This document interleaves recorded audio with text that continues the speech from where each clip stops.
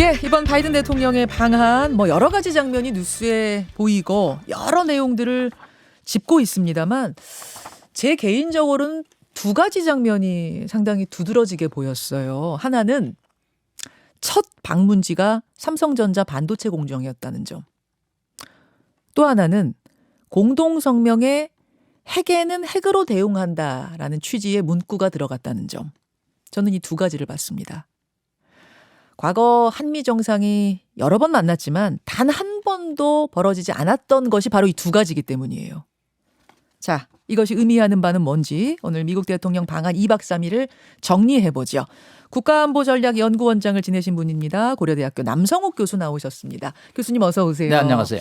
우선 지난 2박 3일에 대한 총평, 남 교수님의 총평부터 듣죠. 네, 한 줄 총평 완벽하게 정서적 유대감, 래퍼라는 단어를 쓰죠.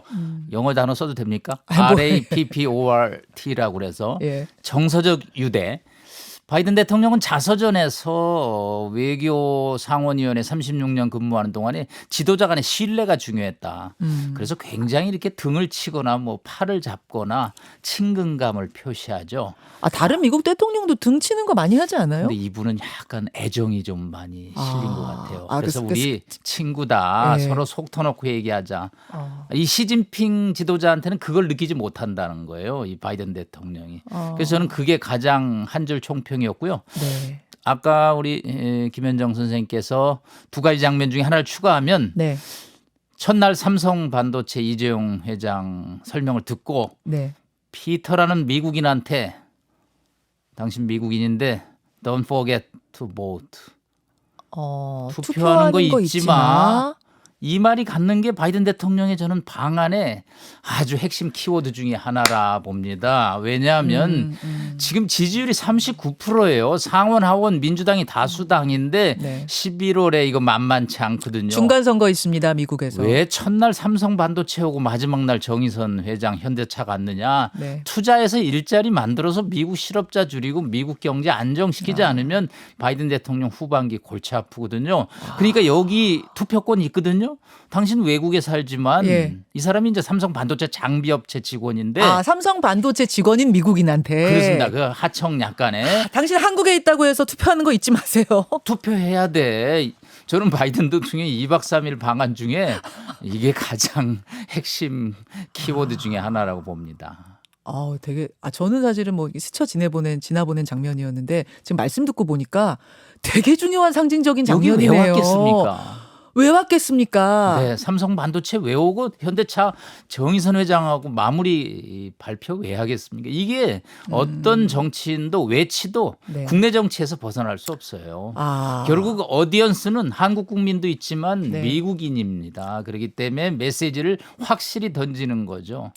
오디언스. 그러니까 지금 이걸 보고 듣는 사람들은 결국 미국인이라는 거를 잊으면 안 된다. 그래서 오자마자 삼성전자 간 거 물론 반도체가 중요해서 간 것도 있지만 그 시간이 미국 사람들이 깨어서 가장 집중하는 시간이랑 딱 시차가 맞는다면서요. 그렇습니다. 워싱턴 시간에 맞추는 거죠. 이게 그만큼 국내 정치하고 다 연계가 돼 있습니다. 예, 예. 여러분 그 일자리가 어떤 분이 한국 일자리요? 이렇게 물어보셨는데 한국 일자리 말고 미국 일자리입니다. 삼성하고 현대차가 네. 미국에 투자해서 미국에서 공장 짓는 거니까요. 예를 들어서 조지아주에 50억 달러 현대차에서 전기차 공장 하면요 8,000개 생깁니다. 일자리가요? 네.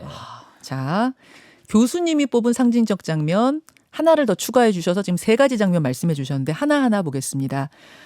경제와 안보 그리고 이제 미국의 중간선거 세 개의 축인데 우선 경제. 삼성전자 반도체 공장을 이제 비행기에서 내리자마자 첫 방문지로 택했다는 점. 아까 말씀하신 중간선거, 미국의 중간선거 그걸 고려한 것도 하나고 또 하나는 우리는 한국과 반도체 동맹이다. 중국 잘 보시오. 이것도 있는 거죠. 네, 바이든 대통령 미국에서 상무장관 기업인들을 모셔놓고 회의할 때마다 그 반도체 동그란 거 있죠? 네. 무슨 쟁반 같은 거, 웨이퍼 그거 흔듭니다. 예. 이거 왜 미국에서 못 만드냐라는 거죠. 이거 왜 TSMC 삼성 대만하고 삼성에서 만드느냐. 왜 우린 제조 못하냐? 답답한 거죠. 삼성은 일종의 제조업체고 설계업체는 미국이 우수합니다. 네. 그러니까 양측이 결합해서 테일러시에다가 공장 만들어서 음흠. 한국, 대만 뭐 같이 만들지만 미국의 반도체 공급을 안정적으로 하겠다라는 거죠. 반도체 없으면 자동차도 못 만들고 지금 뭐 휴대폰도 못 만들고 군사 장비도 못 만들고 다 못 만드는 거잖아요. 네, 6개월 이상 지금 차 나오기 출고 기다리고 있는 지경이죠. 아주 어렵습니다. 반도체 없으면. 이거를 이제 바이든 대통령은 안정적으로 미국 내에서 왜 생산 못하느냐. 근데 조금 아쉬운 게 네. 이거 미국에서 만들면 가성비가 좀 약해집니다. 아, 그래요? 대만하고 삼성은 그 굉장히 경제적으로 이펙티브하거든요. 그래서 바이든 대통령이 공장을 짓지만 예. 가격이 과연 삼성이나 대만의 TSMC에 맞출 그거 쉽지는 않습니다. 한국 생산이나 대만 생산에 맞출 수 있을지 모르겠다는 말씀. 비용이 많이 들죠. 아무튼 한국과 미국은 반도체 동맹이라는 거, 우리 같은 공급망 공유한다는 점을 이렇게 강조하니까 아니나 다를까 중국 반응이 바로 나왔어요. 어제 중국의 왕이 외교부장이 뭐라고 했냐면 이건 중국을 봉쇄하고 아시아 태평양 국가들을 졸로 삼으려는 전략이다. 패거리를 조장하고 있다. 실패할 거다. 공식 발언을 했네요. 아니 중국이 현실적으로 우리나라 최대 교역국 아닙니까? 우리가 무시하고 살 수 없는 존재잖아요. 네. 근데 이거 괜찮습니까? 굉장히 신경 쓰이는데요. 네, 진통이 있고 성장통이 불가피하죠. 그런데 중국은 약간 자업자득은 있습니다. 왜냐하면 2015년에 박근혜 대통령 시절에 사드 배치한 다음에 네. 거의 지금 7년 동안 한한령을 안 풀거든요. 아, 지금도 안 푼 상태예요? 예, 거의 한 90% 유지되고 있고요. 시진핑 주석이 온다 지금 문재인 대통령 뭐 내내 온다 하다가 네. 안 오고 있거든요. 뭐 그렇기 코로나가 때문에 좀 있긴 합니다. 뭐 코로나로 좀 그렇겠죠. 그렇지만 중국에서 이제 속내죠. 한국을 완전히 길들이게 하겠다. 그렇지만 이제 양측이 있습니다. 한중 교역 규모에서 한국이 대중무역이 1순위인 건 분명합니다. 그러나 한국이 중국한테는 또 3등이에요. 아, 중국 입장에서 봐도 그렇습니다. 미국, 일본, 한국입니다. 아, 중국이 수출하는 대상으로서 우리가 그렇습니다. 3위예요? 교역액이. 그러니까 아. 우리를 무시할 수는 없죠. 아하. 이게 국제 간의 교역은 사실은 서로 윈윈하는 거죠. 중국이 한국에게 무역 봉쇄를 한다든가 타격을 주면 네. 시안에 그 반도체 삼성에서 만들거든요. 거기서 중국의 자동차 전자제품에 들어가는데 네. 이거 서로 마이너스고요. 반도체 빼놓고는 한중 교역 규모에서 한국이 이득 별로 안 납니다. 반도체만 그 지금 무역 흑자액 한 2, 300억 불의 네. 대부분을 차지하고 있거든요. 그래서 말은 왕이 외교부장이 세게 했지만 네. 저는 저거를 그렇게 과감하게 사드 봉쇄처럼 하지는 못할 거라고 봅니다. 그리고 그때 사드 때 한한령 내려서 중국이 그렇게 이득 본 것도 없죠. 서로 양측이 피해 보는 거죠. 그렇죠. 여행 자제시켰거든요. 그 중국 관광객 안 들어오죠. 우리나라에서 반중 정서 그때부터 쭉 올라간 거 아니에요? 그 전에 얼마나 2030 좋았어요. MZ 세대 중국 싫어하거든요. 공정치 못하다는 거거든요. 그래서 왕이 부장이 불편한 심정은 토로했지만 이거는 조금 더 냉정하게 그리고 뭐 가성비라는 거 있죠. 우리가 직구라는 거 해외에서 할 때 싸고 품질 좋으면 사는 거거든요. 그래서 한중 교역 규모도 뭐 그런 식으로 관리를 하고요. 또 우리 한중 수교 올해 30주년이거든요. 네네. 이제 박진 외교부 장관이 이제 대중 외교에 또 나와서 잘해야죠. 예, 그러니까 잘해야죠. 중국이 왜 그래? 중국이 뭐 이렇게 얘기할 게 그렇게 하면 아니라 안 돼요. 우리가 중국도 달래가면서 양쪽 다 취할 거 취해가면서 가야 되는 거 아니에요? 전략적 협력 동반자랑 관계라는 단어를 쓰죠. 그렇기 예. 때문에 조금 더 미세하고 디테일하고 중국 통들을 중국 대사로 보내고 좀 더 퍼스널한 그런 외교를 통해서 네. 중국의 반한 정서를 누그러뜨리는데 굉장히 주력을 해야 될 거로 보입니다. 자, 이제 그 다음이 안보인데요. 한미 정상 간 공동 성명에 앞서 말씀드린 것처럼 유사시 미국이 제공할 확장 억제 수단으로서 재래식 무기, 미사일, 그리고 핵이 있다. 이렇게 핵을 명시했어요. 핵을 명시한 게 이게 처음 있는 일이라면서요, 정상 간에. 네, 요즘 저희가 아주 군사 전문가들이 다 됐는데요. 네. 왜 핵이 나왔느냐? 7차 핵실험 때문에 그럽니다. 지금 함경북도 길쭉은 만탑산에서 지금 카운트다운에 들어간 거로 저희 보거든요. 연료 주입했어요? 그렇습니다. 지금 뭐 과연 디데이가 언제느냐? 지금 쿼드 때문에 바이든 대통령이 도쿄에 예. 있는데 예. 비포 앤 애프터 도쿄 뭐 출발한 다음에 할까? 아니면 출발 전에 할까? 뭐 김정은으로서는 굉장히 고심을 하죠. 그렇기 때문에 핵은 핵으로밖에 막을 수 없는 공포의 균형에 대해서 한국의 불안감이 급증하거든요. 그렇기 때문에 이제 한미 양국 정상이 발표문에서 핵은 핵으로 또 미사일 ICBM 뭐 단거리 탄도 미사일이기 때문에 그건 또 역시 삼축 체계라는 미사일 대응 체계로 네. 갈 수밖에 없거든요. 어제 출발하기 전에 한미 정상이 오산에 한국 항공우주사령부 갔죠. 예. 거기가 이제 그 미사일 대응 체계를 하는 본부입니다. 헤드쿼터.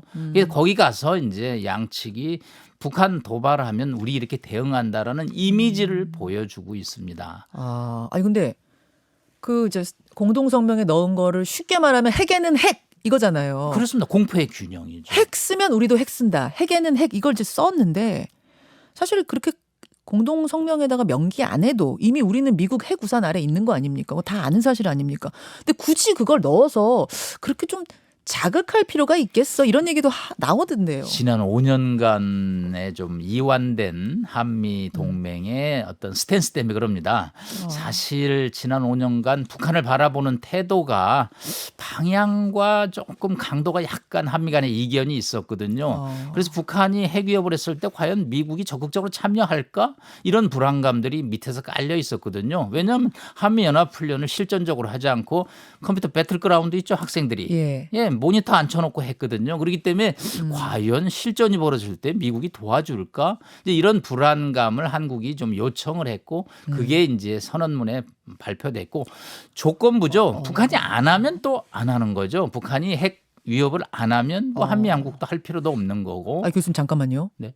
그러면은 요 핵을 좀 넣어달라는 거는 우리 측의 제안입니까? 그렇습니다. 아무래도 한국의 요청이 반영됐다고 볼 수 그래요. 있겠죠. 왜냐하면 7차 핵실험을 했는데 기존의 재래식 무기, 뭐 포라든가 탱크, 비행기 이런 거를 못 막거든요. 그렇기 때문에 이제 국제정치 이론에서 공포의 균형 이론을 아무래도 한국 입장에서는 미국에게 요청할 수밖에 없고 미국 입장에서는 뭐 한미 동맹을 강화하는 차원에서 그 문장이 이제 들어간 거죠. 이거의 어디언스 청중은 역시 평양의 김정은 국무위원장이라고 볼 수 있겠습니다. 이 메시지의 대상은 김정은 위원장. 지금 북한 반응이 전혀 없어요. 무반응이거든요. 이건 어떻게 해석하세요? 일단 북한은 즉각적으로 리얼타임 반응은 보통 안 합니다. 국제정치에 대해서. 일단 판이 끝나기를 지금 기다리고 있는 거죠. 뭐 코로나 때문에 반응을 안 보인다고 그러는데 코로나는 이미 김정은 위원장이 자화자찬식 방역으로 어느 정도 안정세를 보이고 있다고 그러고 북한 전역에서 지금 모내기가 시작이 됐습니다. 그리고 김정은 위원장이 가장 최근 영상 보니까 마스크 벗고 담배 피더라고요. 네, 담배 많이 피죠. 그걸 보면은 이게 이제 괜찮다 이런 메시지를 또 나름대로 주는 안정. 방역의 주도권을 잡았다. 그렇기 때문에 아마 반응은 도쿄를 출발한 다음에 나오지 않겠냐 바이든 대통령이. 그 다음에 이제 ICBM이나 7차 핵실험 카드를 언제 어떻게 흔들 것인지 그걸 조금 지켜보고 있는 것으로 보입니다. 교수님의 뭐 개인 의견입니다만 진짜로 7차 핵실험을 할 가능성 있다고 보세요? 51%라고 봅니다. 왜냐하면 김정은 입장에서는 답답하거든요. 트럼프 때는 3번이나 만나주고 3개 정상회담 했죠. 하노이, 싱가포르, 판문점. 바이든 대통령 아까 말씀하셨죠. 김정은 위원장 코멘트 하려니까 헬로우.